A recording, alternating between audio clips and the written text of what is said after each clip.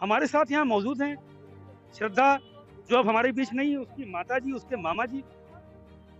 माताजी, ये समय नहीं है बात करने वाला, मैं खुद समझ रहा हूँ, मगर चूँकि न्याय मिलने में इतनी देर हो रही है, इसके लिए मैं आपसे सिर्फ़ ये जानना चाहता हूँ कि उसके साथ जिस तरह के अत्याचार किए गए, जिस तरह से उसे पीड़ा दी गई, क्या उस पीड़ा के बारे में कभी उसने घर में बताया या कोई सूचना उसने दी इस तरह की?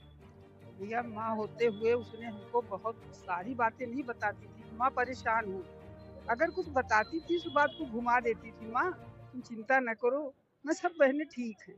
उसके बाद आज 3-4 महीने पहले उससे हमने ऐसे ही मेज़ पे नाश्ता कर रही थी तो खड़े-खड़े करी, माँ अगर इनके मेरे शरीर को कुछ होता है तो इनकी शादी न होने देना। मैंने कहा श्वेता तुम बेवकूफ हो, कोई ऐसे कहता है? तुम्हारे 2 बच्चे हैं, क्यों ये शादी करेगा? तो कह रही नहीं, अगर मेरे शरीर को कुछ होता है तो ये शादी न कर पाए। इतना कह के चाय पी के चली गई।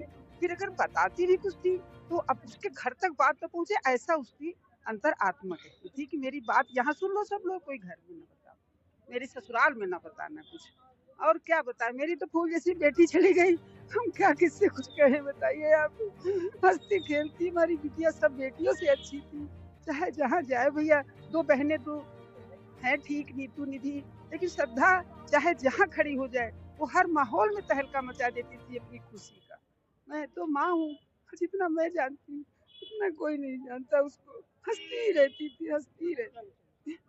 तो देखिए, यहाँ पर मौजूद हर व्यक्ति ये चाह रहा है कि न्याय हो बच्ची के साथ में, और कौशल घोष न्यूज़ परिवार की तरफ से, शासन से, प्रशासन से हम ये उम्मीद करते हैं, ये निवेदन भी करते हैं कि श्रद्धा को न्याय मिले, जल्द से जल्द मिले। बने रहिए हमारे साथ लगातार और भी खबरों के लिए। अखिल त्रिपाठी के साथ पवन त्रिपाठी, कौशल घोष न्यूज़, लखनऊ।